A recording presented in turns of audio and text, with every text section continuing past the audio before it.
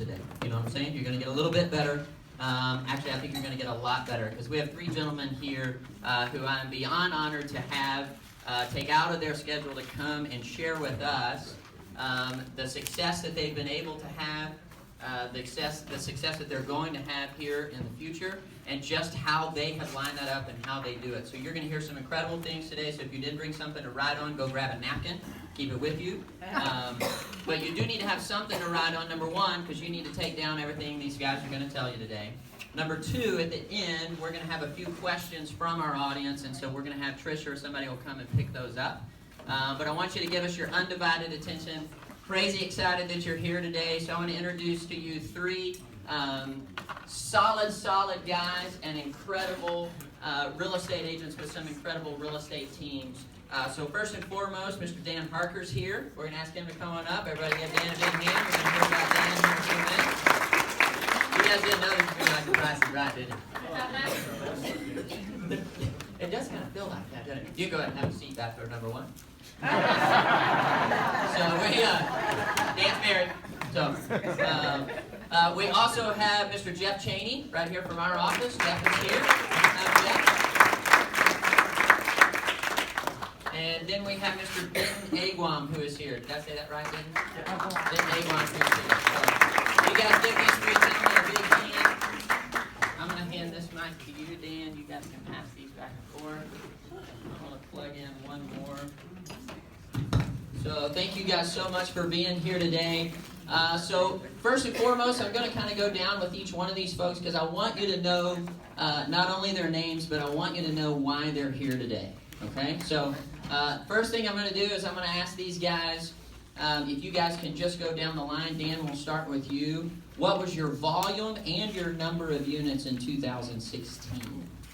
Volume and number of units in 2016. So we closed 53 million. We pended and closed 59. We're so short of where we wanted to hit, and did 140 units. 53 million, 140 units.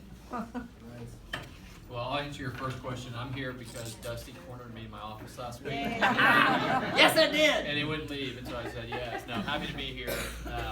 So I have no idea what my numbers are. I think they are. I was going to actually look that up today. I think we're going to end up about 70 million for the year, and units. I think probably 175 to 200 range somewhere is going to fall out there. But before we get too much further, I kind of want to know the audience. Like, who here has been in business for more than 5 years? Okay, so good number. How about like 3 to 5 years? And then who's less than 3 years in the audience? So a big portion of it. Okay, very good. All right. Very good. Thank you, Jeff. Denton? Hello. My name is Denton Agwam. I'm in the Keller Williams Plano Market Center just down the street from y'all. My numbers were right around 162 units and I think 42 million. 160 units, 42 million. So let's do some quick math. We'll round it up. Okay, so let's say 55 and 70 is, anybody? 125. Okay, and then let's add 42 million more. 167 million. There's $167 million of real estate in the last 12 months sitting on our panel today. Anybody have a question why these guys are here? Anybody? Okay. So what we're going to talk about today is lead generation, because here's the reality. If we do not lead generate, we do not do 162 million. I think all these guys would agree with me by a head nod of that is correct. So I don't know everything these guys know. That's why I'm only emceeing, okay? So, but I do know that these guys have a process of lead generation and how they do what they do. They have systems, they have models, and they follow them. And so what we're going to talk about today is exactly just that. So, but before we go into that, they've done 162 million collectively. So I'm also going to ask them one more question because number one, we need to know our numbers for where we are, correct? And we need to know our numbers for where we want to be. Okay, so I can assure you, I haven't asked these guys this question yet, but I can assure you in 2017, my assumption is their goals are going to be at least this, probably more. So Dan, what is y'all's 2017 goal? So by the way, we didn't get these questions ahead of time. That's a true story. I put them right on the spot. So this is something we wrestled with this last year, or as we were coming out of 2016.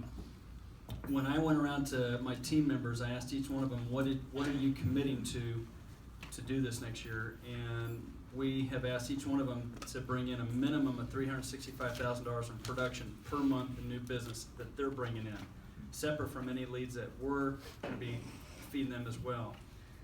With everybody added up, we added everything up, and it surprised them. It was $112 million. Well, before I knew that, my goal was that we were going to do $75 million this next year. So you measure what you expect, you inspect what you expect. So our goal is that's our goal this next year, is to hit the numbers for them, to help them hit their numbers. Perfect. 112 million. Jeff? Oh, we have that kind of year. We're very similar. We set goals as a team, and so a lot of our kind of volume is dictated by truly what my agents want to do. So we sit down with them every single year, and we kind of point to where they were and where they want to go. And then this year we actually did, for the first time, we actually did our first offsite as a team, which was a really good experience. And we set a team goal, and for us, kind of our threshold we always looked at is we want to be one of the top 100 Keller Williams agents in the country. And as of the end of November, I think we were 106, and we had a strong December, so that's why I was waiting for the numbers to come out to see if we actually hit it. We're going to be really close, but that's a team goal that we have is to actually be in the top 100 in the country next year. And so we're thinking about a 20% growth, so realistically we're kind of thinking a team amount of about $85 million. But I hope I hit his number. Denton, how about you, sir? Sure. We set goals very similar to the way they did. My team's personal goals, if we had them all together, was about 70, but our goal is 100 million, 369 units exact. And so what that allows me to do is to make sure I can build a business that will help them hit their goals. And then now I have what I call an execution gap of 30 million, whether that be systems, training, or more agents I'm going to hire. And so we just hired 2 more agents to help fill that gap of 30 million. And I actually even buff it even more. I plan on trying to hit 120, knowing that if we fall short, we might burst through 100 million. Perfect. So, Let me just add Go, Dan. something that, as you guys are looking, how many of y'all have a team? How many are on a team? Run a team? How many of you are individual agents? Something I just want to take a step backwards.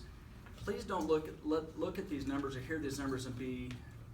If I'm sitting there, I'm an individual agent sitting in the office, and I've been in the business a year, 3 years, 5 years. This is going to sound intimidating. Don't look at that as intimidating. Look at these as your numbers. What is the numbers you're going to do, that you're going to make happen? Because sometimes I get nervous when you have teams up here. All of a sudden it's like you check out and go, I can't hit that. I can't do that. Think about what your number is right now that you can do. Is that if you're leading a team, I love what Denton just said just now. He's found his number of what he wants and what he wants to do. Now he's got to go build the team that's going to hit that number.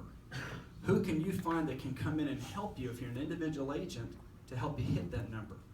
Gary talks about, as agents, you have 2 jobs.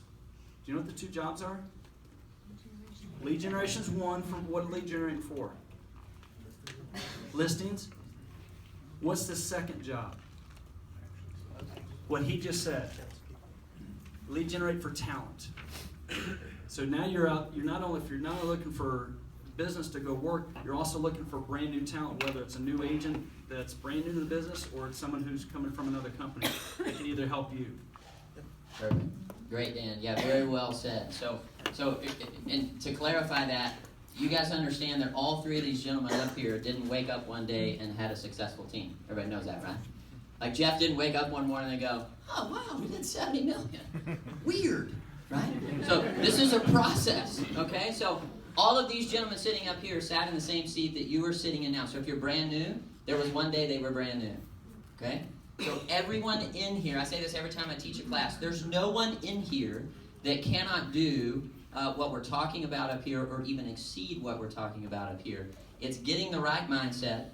It's understanding what you're going after and then putting the right systems and processes into play in order to be able to do that. And that's what we're going to talk about today. So one of the first things I want to ask these 3 guys is, when it comes to, we talk about Processes of lead generation. So I'd like you guys to answer 2 questions. One would be just what's your philosophy of lead generation, and then what does that process look like, particularly for you individually? So before we even talk about your team, what is your philosophy of lead generation, and what does it look like for you before we even ask what it's like on your team? I guess I'll start with this one. I'd say Dan made a great point, which is every time I do one of these training seminars, you can get overwhelmed very fast. And I even talk about it with my team, which is you can come up with 100 great ideas that can bring you business, but the best ones are the ones who you're actually going to execute. And so for us, we'll go through and we'll literally whiteboard 200 or 300 ideas, knowing that 75% of them we're actually never going to do. So for us, our philosophy is we're not going to actually put something new into our marketing plan unless we can do it well. Because you can say, I need to have 5 different social medias, Facebook, Twitter, Instagram, Pinterest, I'm going to try to do all 5 poorly. Or you can say, you know what, I do this one very well. And so for us, that was kind of the thought process that we would always go through, and how I built my business, where I was one-man show, and there was one thing that I did well, and I kept doing it. So for me, it was networking and being involved in the community and knowing people, and my life of service in this city. I was a former council member. Currently running for mayor, by the way, so anyone who lives in Frisco, you have to keep me. Jeff Cheney for mayor. Hey, Jeff Cheney. But that worked very well for me, and it was a strength of mine. Cold calling and those kinds of things never was a strength of mine. And so, we just kind of went block by block and said, okay, now we've mastered this, and as my team continued to grow, then we added this next piece. And we do that every single year. We break our marketing into 5 strategic areas, which is, our first and foremost is always our referral business. That's always at the top of our marketing plan. How are we going to reach our past clients? How are we going to get referrals? How are we going to get the repeat business from people moving from several years ago? And what's our strategy for that? Then we have our online presence, and what is our strategy for that? Our community events that we're involved with the community. You go to any event in Frisco, I can guarantee you there's going to be someone from the Cheney Group there. We were literally at every single event that happens in the city. Then we have our print media strategy, so that's a whole different strategy that we put into place, and that's kind of lessening. And then this is honestly last year was the first year that we actually added kind of those cold lead systems, which is kind of generating the online leads and then following up with them and nurturing and so forth. We had never done that. We've gotten this big, and I'd never done it. And just because that wasn't where our strength was, but as we started building our plan, I was like, okay, here's the one opportunity that I have as a team that we're not capitalizing on, and it was finding some team members that actually liked working those leads. I never liked to work them. And so for you guys, I hope the takeaway is, I hope if all of you kind of find one idea from all the things that we say that comes out of it that you actually can execute well and you'll stay on top of, that's marketing. So these guys will tell you they spend a lot of money on marketing. You cannot do a marketing strategy unless you're going to commit to it for 6 to 12 months. Okay? If you're going to farm a neighborhood, you're going to send that mailer out one time. That's my home neighborhood. Oh man, I didn't get a call. I'm done. That didn't work. No, you have to keep doing it. So whatever you pay, if you're going to do open houses, I did one open house and no one showed up. No, you got to do 20 open houses before you're going to see the results. So it's picking things that you're going to stick with, that you're good at, and you're executing. Kind of once you get that, and as your business grows, then you add the next one, and not try to do everything that you hear today. Perfect, yeah, thank you. If you hand me the mic, you're not going to get it back. Hey, no, that was incredible. Thank you so much. Yeah, who wants to go next? Philosophy of lead generation and what it looks like for you. Philosophy of lead generation. That's a good question. So I guess for me, on my team, it is, I'll use the verbiage, real estate as a contact sport. So we really do a lot of tracking on our contacts. And as Dan said, those are big goals, but you chunk it down to what you have to do daily. So the most anybody on my team daily, I think, has to make contacts is like 22. And the least is like 12. And we get 100 million. So it's really not that many people you have to contact every day, assuming you have your right conversions in place. And again, for us, our team, the best person on my team can get an appointment in 16 contacts, and then the worst person is like 36. So I know with the person that's 36, I got to work on their conversion. What are you saying? What are you not saying? Are you closing? And the person 16, why aren't you calling more people? Because for every, you're working half the amount of time everybody else is doing. So sometimes it could just be somebody that's very talented not being pushed enough, right? So we really focus on contacts. And that's what we track, and that's how we determine whether our lead generation is working or not. I used to track it weighting by closings, and that doesn't work that well, because all of a sudden you look up and don't have any closings, and you kind of scatter around, and you're like, okay, let's do a bold 100, or let's do a bold 6,000, whatever it is. This way, it's very consistent and going, and that so far has been kind of our philosophy. It's broken up into 3 different areas for us. Obviously, repeat business, it's about 45% of our business. And then the 2 others that we really focused on are internet lead generation, and just like Jeff said, it's just one internet lead source, and it's Facebook. And it's really done a really good job for us. And for me, that's, Dan and I were just talking before I got here. The expansion is one thing that I'm looking to do. And then I have also an inside sales team that does outbound calls for us as well for the agents on their behalf. So we do a lot of cold calling, SOCR prospecting, expireds, for sub-owners as well. And since we believe it's a contact sport, they're now contacting, the team is contracting well over 700-800 people a day when you add up all their efforts. And we know that's what's going to help us get to 100 million. So that's kind of what I think of Jim. Dan? You know what's fun is, as much as you guys are writing notes, I'm writing notes up here, because there's these ideas like, all right, I need to add that in, I need to add that in. And Dan made a comment just a second ago. It really is important to know how many calls you have to make to get a contact. If you go back and look at MREA, which was written back in '03, they talked about, if you remember, a MET is how many touches, how many calls to a touch? 2 to 12, or 1 to 6. What is for an unmet? 1 to 50. Those numbers have changed, and they're about to release the new book, and they're talking now that a met is 1 to 20, and an unmet is going to be going close to 1 to 120, 120 touches to get 1 lead. So if you're farming a neighborhood, you got to know these numbers, and because otherwise you might burn through your whole budget, and you got to plan accordingly.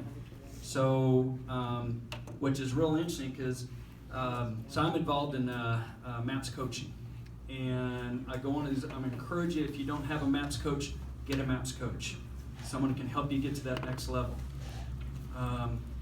So if you go back and you look at a gentleman like, there's a guy by the name Jeff Quinton. Jeff Quinton, you know, he knows that about 1 out of every 20 he's going to get it's a met. Out of unmet, it's going to be close to 1 out of every 120. There's a guy by the name of Mike Hicks.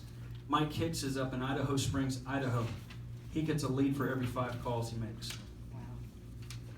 And so you go, all right, what is he saying? Well, he has a thing called the promise script.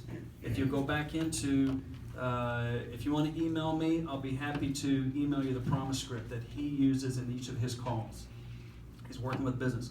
So to go back, I apologize, just a side note on Denton's comments there. I'm just going to touch on basically what they said. Be visible.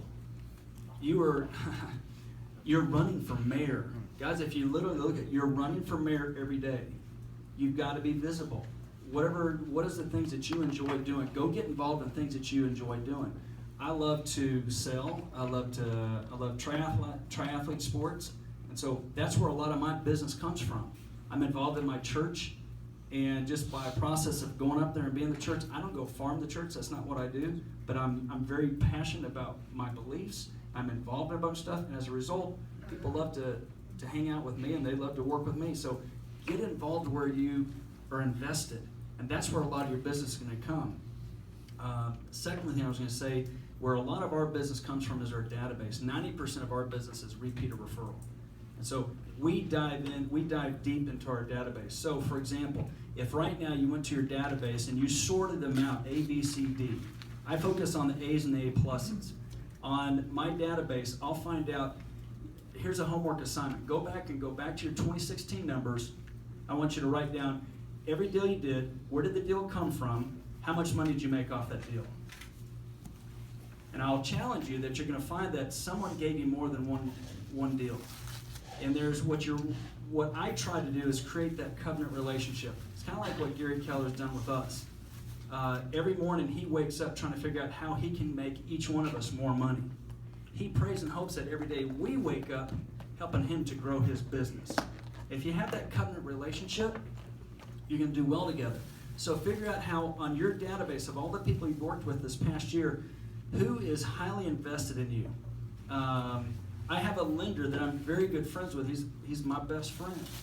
And I never would have said that a few years ago, but every day I know he wakes up thinking about my business and how he can help me make my business stronger. Every day I wake up, how many of y'all have a lender that when someone talks to you about they're thinking about getting a loan, that you're immediately going, oh, I got to find a way, so I call. I want them to use my lender, because I know if I get in my lender, right, JD? You know it's going to circle back, and you're going to, if you get them connected, that lender's going to get them connected back to you. So figure out who are your A pluses in your database. An A plus in the database for me is someone who will, in the next 30 to 60 days, is going to buy or sell a house through me. That qualifies for an A plus. Another A plus is someone that I know who is out there working every day to find me business. And so who is that person? Go back in your database and figure out who those people are and spend all your time every month focusing on them. They'll build your business. Perfect. Man, thank you. You guys getting all this down? Right, keep writing. Keep writing. I'm going to give you a few minutes. Keep writing. Put all that down.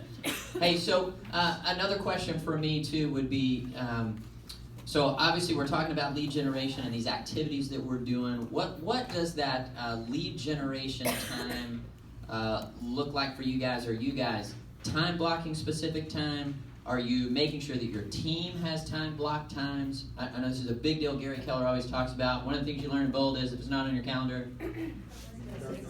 let's try that again. If it's not on your calendar, okay, so if it's not on your calendar, you're not doing it, is what it's saying, okay? So if you don't put it down and you don't be held accountable to it, so what I'd like for you guys to answer is what does that time blocking space look like for you guys?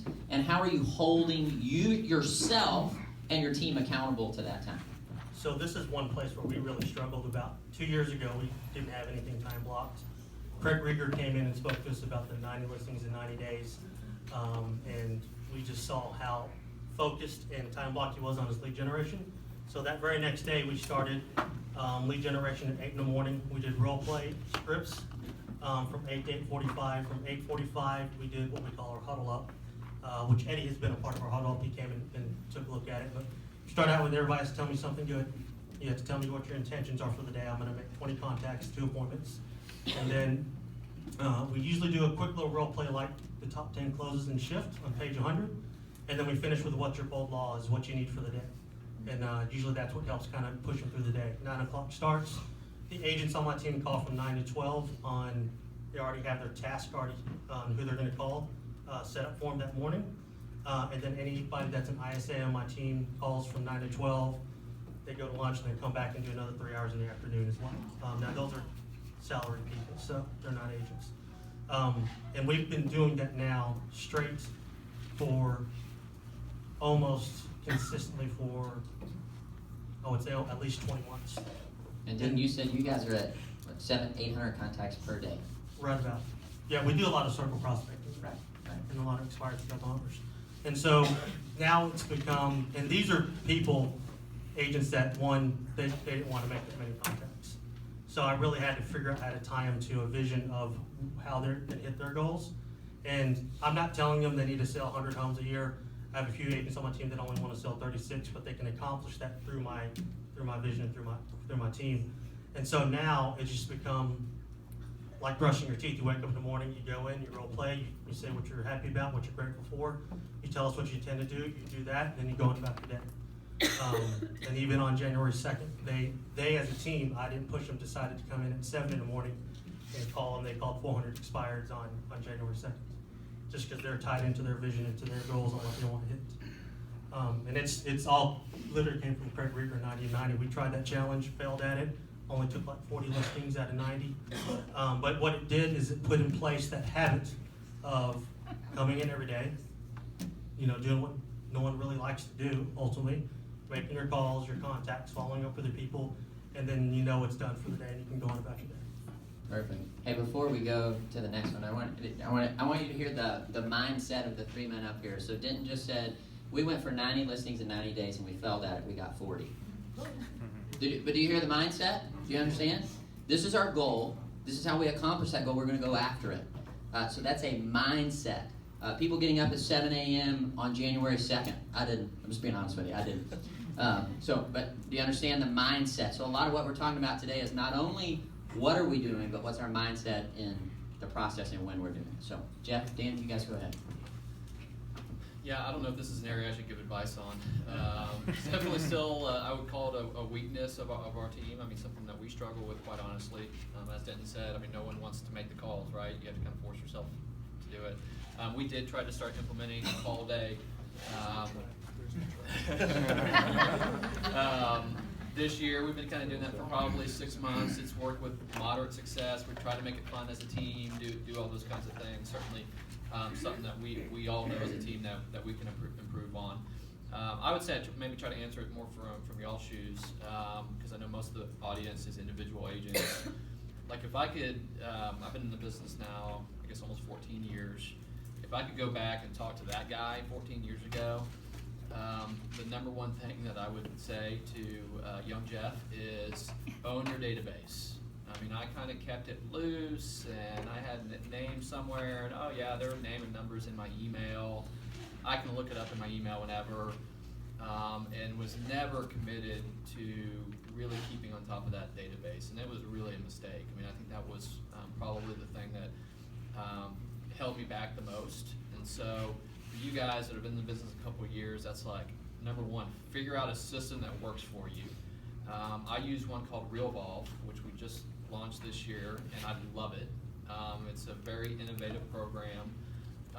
It kind of tracks these systems that you're talking about. You can grade every contact A, B, C, D. You can set up a workflow for every single one. It is just an amazing program. And literally we're about to launch it this week. I've been paying $8,000 a year to use Salesforce for my team, basically punting that this year. And RealVolve costs like $100 or something. I mean, it's What's it called again? It's called RealVolve.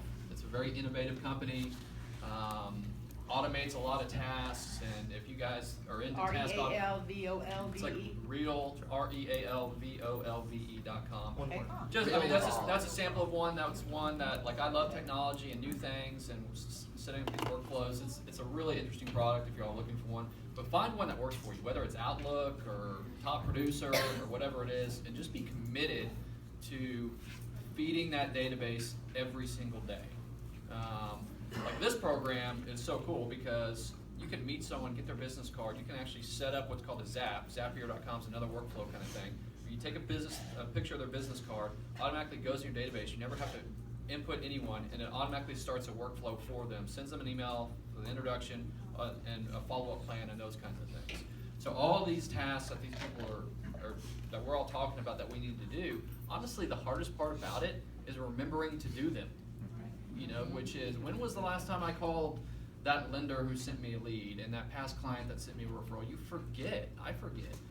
And so, you know, I'd say kind of the number one thing is, and literally year 14 in the business, I'm finally figuring it out, you know, that if we set these systems and automations around it, it will actually make my team and myself, holding myself accountable, actually do these tasks and remember to do them and remind me that, oh my gosh, I haven't talked to that client in 6 months, that's a mistake, that kind of stuff. So find your system and just own it. It's probably the number one, that is the number one thing I always tell new agents.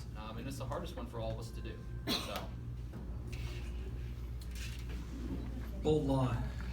It's not about selling real estate, it's, oh, real loud, come on. About following a schedule. That's right, it's not about selling real estate, guys, it's about following a schedule. Time block. If we were to look at your schedule right now, is it on your calendar? You just said it just a moment ago. If it's not on the calendar, it what? Doesn't It exist. doesn't exist. So if it's not on your calendar, guys, you can't come up and tell us that you're doing it if it's not on your calendar. You're lying. You're lying to yourselves. Maybe one day you do it, but get in the habit of doing it every day. Until your number one thing is done, everything else is a what? Distraction. A distraction. So what is your one thing? Figure out what your one thing is and go do that at the start of the day. Once you have that done, you have the rest of the day to go play.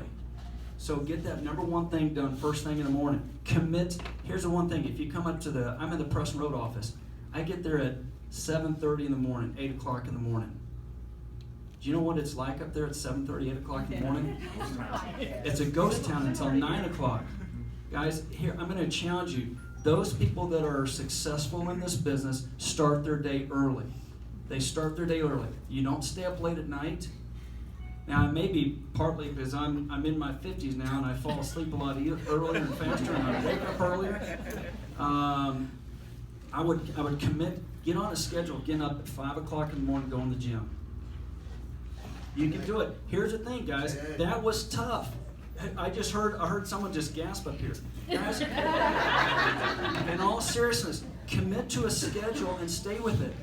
Own that schedule. If you want to find success, you have to go through the tough stuff to find that success, though. It's not just going to automatically show up on your doorstep. So commit in the morning. Find a partner. Find a mentor partner to come up and role play with. You know what? When we talk about role play script, guys, I want you to think about it as actually warming up. Think about if you're going to go for a run. Do you just go out there and go for a run? No, you go warm the muscles up. Get them warmed up, and then just start. Then you gradually get into that run. It's the same thing in scripts and dialogues. Go through it and practice with somebody. I did it today with my coach. I've been getting coached for 18 years now, and we started with a warm-up.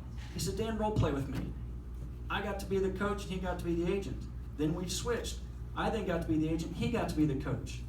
And when I got done, I'm like, okay, I know what I had to get my brain rewired to think the way I'm supposed to think. So when you come in the morning, start your day out. Tell somebody, I'll meet you here in the morning. How many of y'all have ever had a coach that you hired to help train you physically? I know. What happens when you have a coach who trains you? What do you do? Accountability. You show up. Do you work a little bit harder if you have a mentor or accountability partner? Yes, sir. Do the same thing here. Don't trust yourself. I can't trust my memory and thinking, I have to have a to-do list in front of me. If I have the to-do list in front of me, it reminds me of what I need to do the next day. If we don't have that, we're going to forget about those things. Kind of digressing, sorry. Bro, that was great. Dan, go ahead, yeah. I just want to finish off because it made me think, Jeff said something to Dan too, is that I don't think anything that we're doing up here is like, wow, if that makes any sense. It's just I've heard Gary Keller say just make peace with it and do it. It's kind of like he said with the health trip, everybody knows what you need to do to be healthy, right? But we choose, because it's easier to eat fast food or not eat the best thing or stay up late. So that's the way lead generation is as well. It's not the easiest thing and everybody doesn't want to do it, but y'all know if y'all make contacts, if you call people, people will buy, sell, invest real estate. So what is missing? And usually it's just the mindset of accountability. Hey, you can meet you at the gym at 7, and usually you want to try to get somebody that will be upset if they don't show up. Same thing here. Find somebody that will lead gen with you at whatever time. Just start it first and then make it better. You know, the thing I'll just add to that, where I started seeing a shift in our business is we started hanging out with people who are a little bit stronger than us. They started pulling us or start stretching us. If you're going to get better at tennis, go play with someone who's better at tennis than you. Don't play with someone who's worse than you. That's not going to get your game better.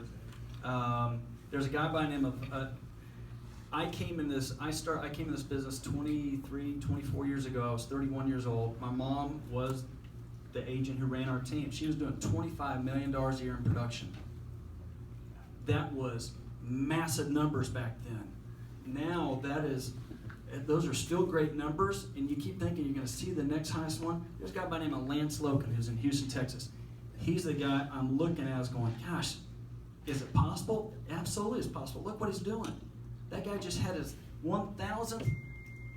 1428 is what he sold. 1,428 deals in 1 year. Oh, my heavens. 1,428. You know what? If you go to Facebook, go friend Lance Logan. He has some videotape on there, and it's a picture of his whole team. He chartered a 727 to take his team on the trip. 400 words you just said up there. Wow. Anyway, but it was crazy. But all of a sudden they're like, oh my gosh, it's possible.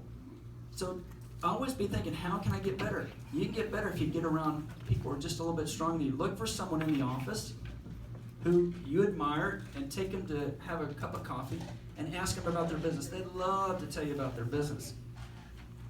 If you don't find someone to take out to lunch once a week that you admire in the business, that you have, ask them, what is the one thing, if you can only pick one thing to strengthen your business or to keep your business intact? What would that be? Go ask them that question. Perfect. Perfect. I hope you guys are getting this. I'm getting excited up here. Get hot. Hey, so one more question I want to ask these guys. Well, I have quite a few more, but we can have 5,000 leads and accomplish nothing. Does everybody understand that? You can pay for leads. You can have them coming in right and left. You can have a database of 5,000 people and still accomplish nothing. So one of the things Kevin Cannon in our office always says this. I think it's brilliant when he says it. He says, we don't have anybody who has a lead generation problem. We have a ton of people who have a lead conversion problem. To the point where Denton was talking earlier, he's got one person on his team that he knows that person can make 16 calls and they're going to get a deal. But somebody else may make 32 calls and they're going to get a deal. You've got to know what that conversion ratio is for you. And so the next question I want to ask these guys is, what's the conversations that you guys are having, and what are the conversations that you are teaching your team to have that takes that lead from a lead into conversion? I know that's a really wide open question, but just what are those things that when you're on a phone, say Denton with a cold lead, or Jeff, you're on the phone with someone who's been in your database for a long time, how are you grabbing them from where they are and taking them where you want them to go? I'll just say real quickly, a lesson I learned a long time ago from an agent in Arizona. We have a number of sellers that we work for. We have a number of buyers that we're working for. And when you initially sit down with that client for the first time, they are very excited about either selling their house or buying a house. Let's say they're a buyer and they keep losing out on getting the deal. Anybody have that problem right now? If you talk to those people once every 3 or 4 days or once a week, and they keep going through this experience, at what point are they going to get tired and lose interest in going buying a home?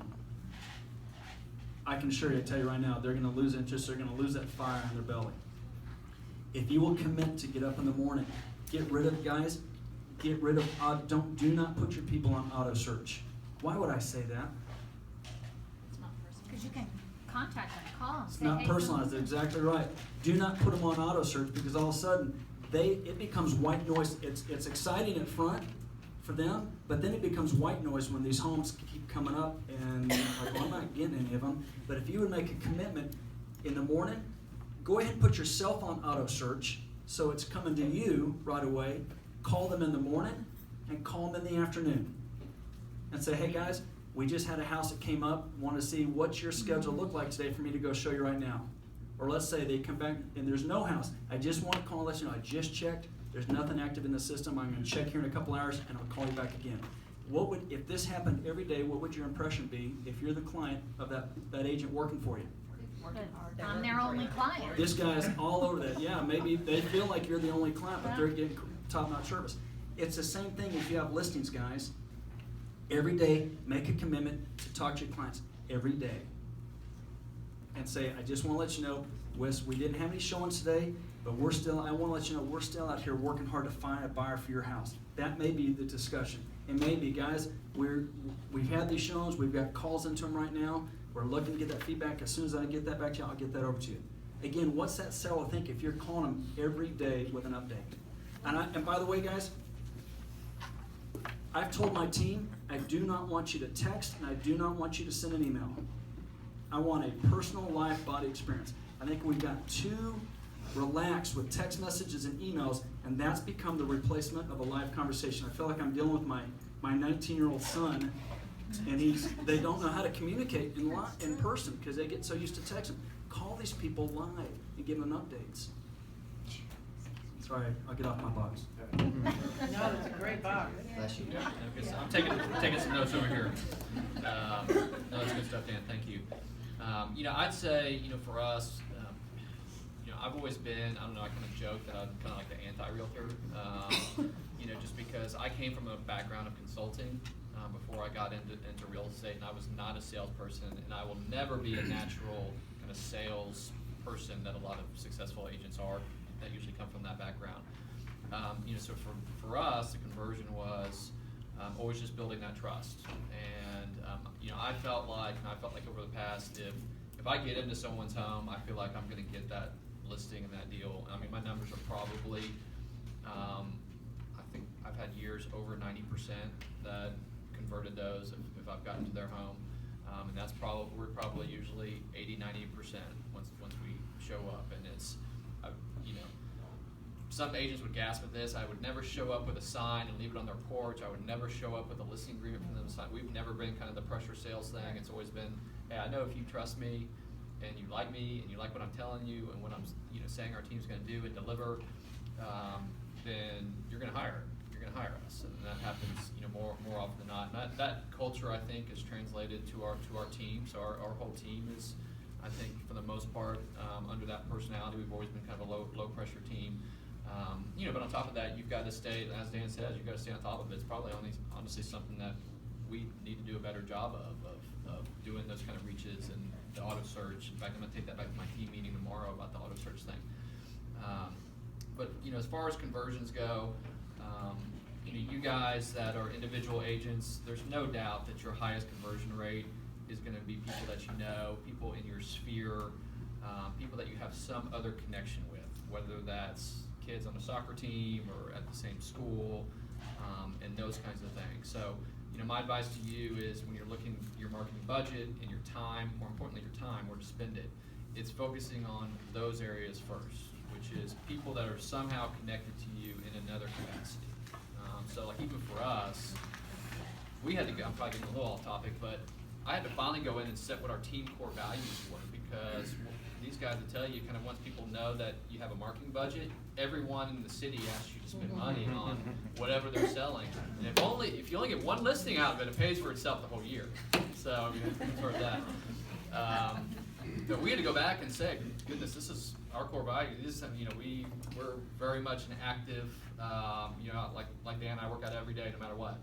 Our team is like that. We're very active. We promote a lot of those kinds of things. We promote education. So any of these PTAs, especially if I've got an employee that has a kid at that school, you can guarantee I'm supporting something that their school's doing, because I know that there's a connection there.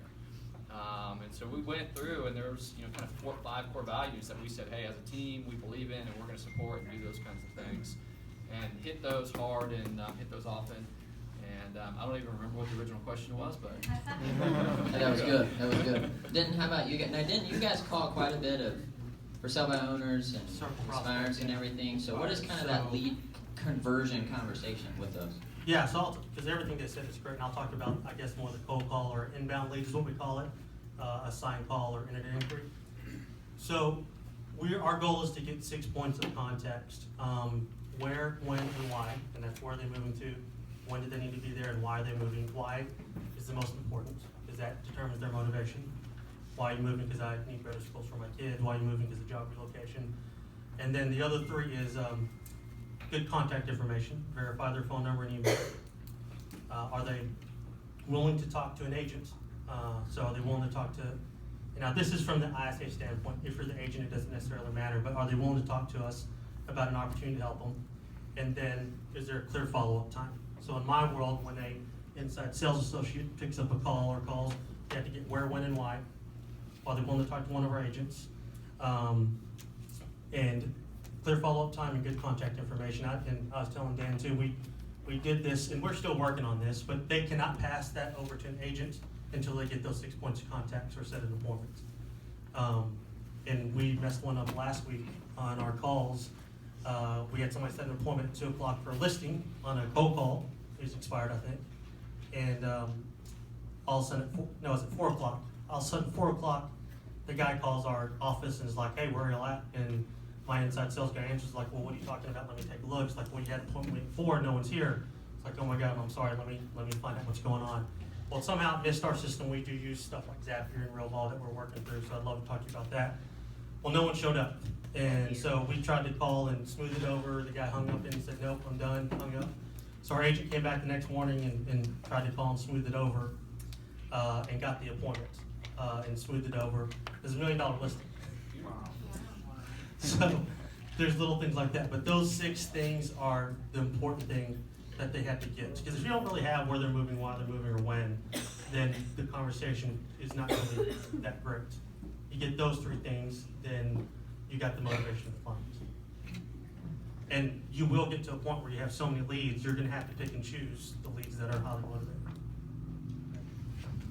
Hey, and I'm going to ask a couple more questions here, but if you guys have some questions written down, if you'll kind of pass those towards the center, in no way will we probably be able to ask all of those, but if you'll pass them towards the center, Tricia's going to come and pick some of those up. One thing we haven't covered yet, I want to try to touch on real quick if we can, is we do live in a very digital age now, and so from a lead generation standpoint, what are you guys doing when it comes to a social media standpoint as far as lead generation, or are you? Go ahead. You sure?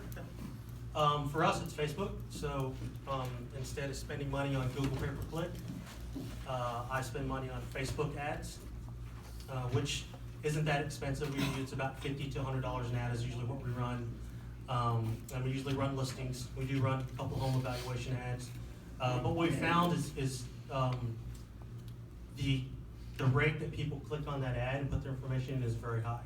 So and I'll put it in terms of like Google. If you wanted Google pay-per-click leads, you're going to spend about $180 a lead, Zillow $150, so forth, to get good solid information. On Facebook, it's about $1.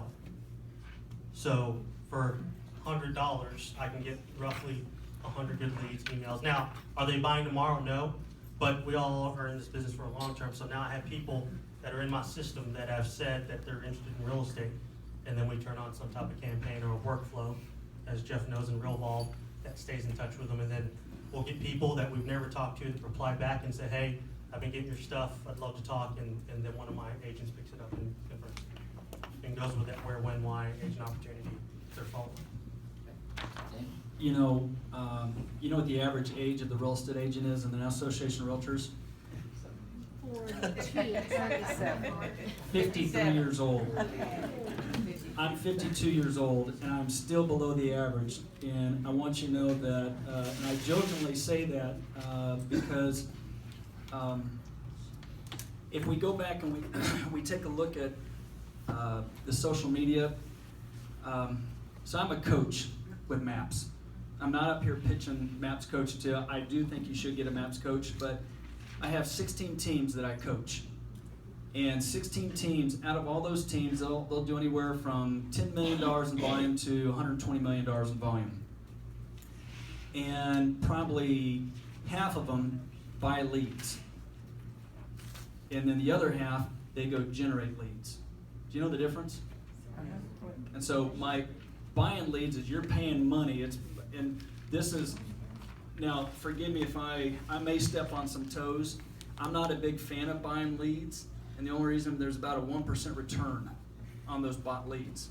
And so if you're gonna buy the leads, by all means do it, but you get after, you gotta call those people.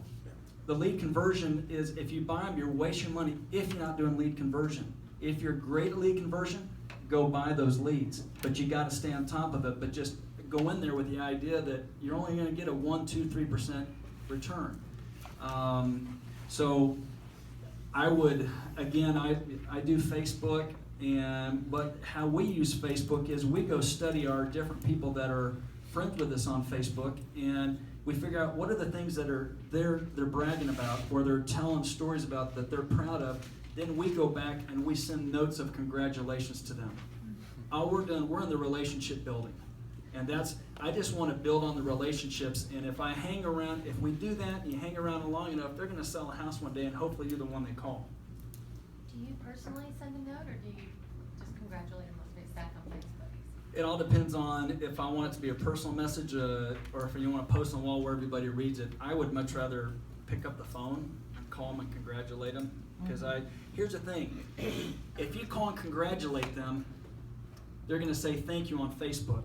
Whereas if you call and congratulate, oh, by the way, how's Mary doing? How are the kids doing? And what do they typically do? Well, hey, Dan, how is Allison doing? How are your kids doing? And you get into that relationship. If you're only doing social media, you're constantly doing the one message out, you're not giving them a chance to respond back to you. Now, I'm sure there's people have different ways to do that, but get into a conversation with them. At some point, they're going to say, how's real estate? It's like, well, I'm never too busy for your referrals. So get into that conversation. Yeah, I agree with Dan. We actually, I probably spend more than I want to know on internet leads, conversion rate, honestly hasn't been great. RAs, I do it truly more for my agents and helping them meet their goals. For me individually, it probably doesn't pay off. But now with your social media tools, quite frankly, it's become much easier for all of us to continue that relationship, you know, having those in. I mean, I kick-started my business because I bought a website called Frisco Online 12 years ago. And it was social media before social media existed. In fact, people thought I was weird that I talked to people on the internet. It was basically a discussion forum for the city of Frisco, and that's truly kind of what got my business kick-started. But it's the same principles where, you know, all I did was someone asked for a plumber, and I answered their question. And then you do that enough times and people see your name, and then 6 months later they're thinking, gosh, Jeff was so helpful to all these people, I'm gonna call that guy. All you guys can take advantage of the free stuff that social media gives you. It's the easiest marketing tool there is. First is your geographic sphere. I mean, every neighborhood that you guys live in probably has some communication tool, whether it's Nextdoor or Facebook or kind of a neighborhood picks which route they're gonna go. And that's how people communicate. I mean, I can be better about that. I mean, I live in the trails, and Nextdoor is kind of where people hang out in the trails. And I get emails, and I'm like, I should be responding to that, and I get, you know, busy and forget to do it. But the very easy ways for you guys to develop your network and your brand. And then for us, the social media as well is to help us build a brand. And so when people continue to see your name and your Facebook messages and remember that you're in real estate, those kinds of things, it will help build that online presence. But more than anything, just use it as your client relationship tool. What Dan said, whether it's, you know, he's better than me. I don't know that I've ever saw someone post something on Facebook and then me send them a card.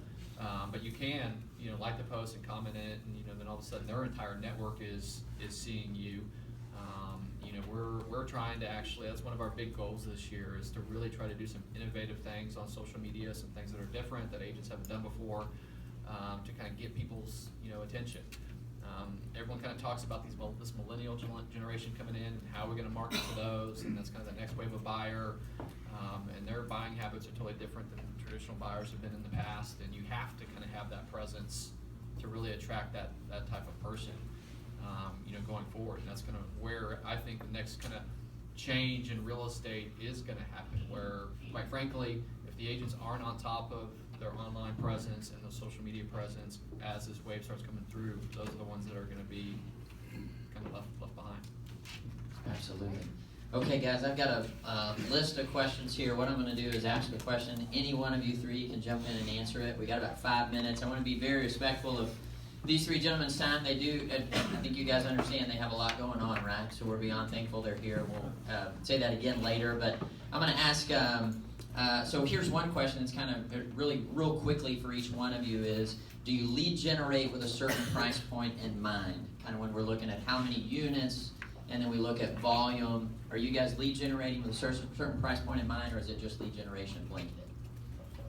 I'm out working on my relationships, and so that involves a lot of prices. You know, I'm just working on relationships. Great answer. I'd say our strategy has been more of a geographic one.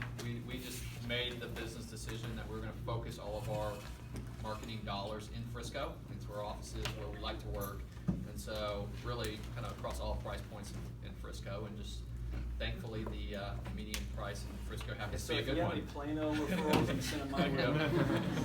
It's a good business right there. We don't either. We don't focus on the price points. If we do anything like that, it's when we do an ad on social media, we do one of the higher end, nicer homes that tends to get, you know, we do a $1 million home and get a lot of $500,000 people. Okay. And this is just, any one of you can answer this. What specifically are you trying to advertise on Facebook? For us, it is new listings, coming soons. That tends to get the highest click rate, and people put their information in. And then home evaluations would be the third. The one thing I'm working on that I haven't done, but a team in Kansas has had some success with it, is I have the list of expired sub-owners, and they have emails in there. Well, now I can create an audience in Facebook that gets my ad in front of them. It's no different than direct mail in front of their Facebook ad when their home expires or sub-owner. Does that make sense, or did I? Yeah. So that's kind of the next revolution for us on What is Facebook. new listings coming soon, and what was the third? New listing coming soon, home evaluations, and then we'll do targeted ads towards expireds and sub owners. We will typically advertise new listings, we'll do open houses, and we'll also do the picture with the clients at closing table as a thank you. And by the way, the key on the listings is don't put price. Yes. I think the only thing that I'd add to that is when we do our social media advertising, the key is to try to create engagement with the person looking at it. And so a lot of people make the mistake of just posting something random on Facebook, like, hey, I just went out to the model in Hollyhock. Well, that's great, but you haven't done anything to engage the person looking at it. So create something that's going to ask a question. Take a picture. Ashley House back there, she's great at this. Take a picture of the kitchen. What do you think of these cabinets? And all of a sudden she'll get 40 responses from people like, wow, that's crazy. So you just kind of want to have that mindset when you're making a business posting to try to create that engagement. And if you post one and you get 1 like and no comments, you probably need to think, probably didn't nail that one. And how do I need to change the next one? So. Yeah, you'll know pretty quick on social media. You get 1 like. So, a couple more questions. We'll ask them real quick. We'll put these two together. If you guys can tell us when in your career you started a team, like how long maybe you were an individual agent, and then you started the team, and then how many agents are on your team today? So I came into the business and it was a team. My mom had the business and there was 2 other people on the team. If I was yourself, if you want to figure out, go back and look what you made in 2016. Then I want you to go back in and take the number of hours you worked last year. So let's say I worked 2,500 hours. Take the dollar amount you earned. Who's got a calculator? Pull out a calculator. Let's say you made $250,000 this last year. Divide that by 2,500 hours. That's pretty easy to figure that one out. It's $100 an hour. So you only work on things that are $100 an hour. Everything else gets delegated. So if it's less than $100 an hour, go find someone who is wanting to make a living and doing that. Does it cost $100 an hour to go deliver flowers? Does it cost $100 an hour to go pick up your dry cleaning? Does it cost $100 an hour to negotiate a contract? Yes, it does. So go work on the things that you're making the highest R per hour and delegate everything else.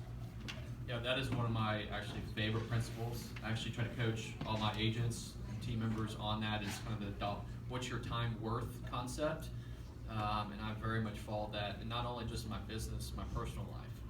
So I don't like to mow the yard, and so I can pay someone $20 to mow my yard. It would take me 3 hours to do it. It would be terrible. Because $20 are in and out in like 3 minutes. So anything like in my life that I do not like to do, I pay someone to do it because I know in my mind thinking, okay, why would I pay myself $20 an hour when I can go work and make $200 an hour, whatever the number your number is. I do that for my wife too. It makes for a happy marriage. She hates to fold the laundry, and that's the best $80 I spend every week. Is having someone come fold her laundry. But you know what? It gets her out of the house, and she starts networking What's that for us. person's name? I'm not telling you. We're going to have a class next week on how you can find all of these different things. It is definitely the concept of leverage. I'd say I started my business in 2003. I'll just go real quick, and I run out of time. I think I made my first assistant hire after 2 years. Scariest decision I ever made in my business career was hiring. I wasn't making enough money for my family, and now I've got to pay someone $30-something thousand a year. How is that going to make it work? Within 2 weeks, I realized that I waited too long to make that hire because it freed me up, and all of a sudden, that's what took me from. I think I went from like $3 million to $6 million, and now I can't stop hiring people. So I've been very blessed in my business that we have almost 0 turnover in our company. Ashley's my longest reigning. She's been I think this is year 10 maybe. She's been a buyer's agent for me. So we've got 6 buyer's agents on our team now, and we've got, I think the total team with all the support staff and all the agents, I think we're at about probably 17 people right now. What's the question? The team? Oh, yeah. I started my team in 2012. About the middle of the year, I hired my first agent, who's with me now, Lindsay, and she actually runs the whole sales division now. I was an individual agent for about 9 years. That is a whole other story. But I just decided in order to have the life that I want for my family and me is I need to stop focusing on me and start focusing on other people. So I started building a team and helping them hit their goals.